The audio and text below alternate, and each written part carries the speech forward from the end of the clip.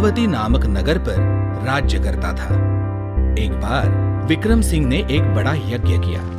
उस यज्ञ से प्रसन्न होकर एक देव गंधर्व उस अग्नि से बाहर आकर बोला, राजा, मैं तुम्हारे यज्ञ से बहुत प्रसन्न हूं। मैं तुम्हें एक जादुई आईना भेंट करता हूं। इसकी खूबी यह है कि जिस किसी चीज का प्रतिबिंब उस पर पड़ेगा वह चीज 100 गुना हो जाएगी।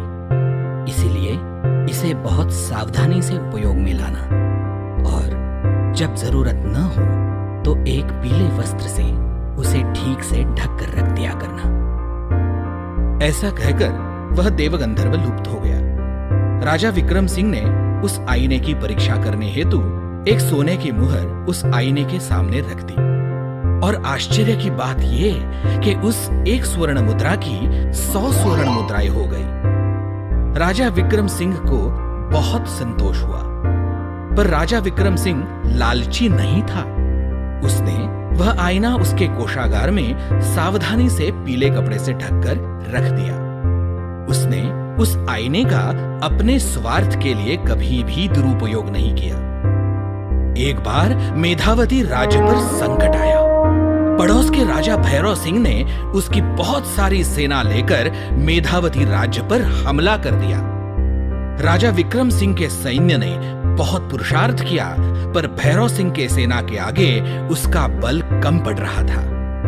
विक्रम सिंह चिंतित हो गया कि अब करे तो क्या करे।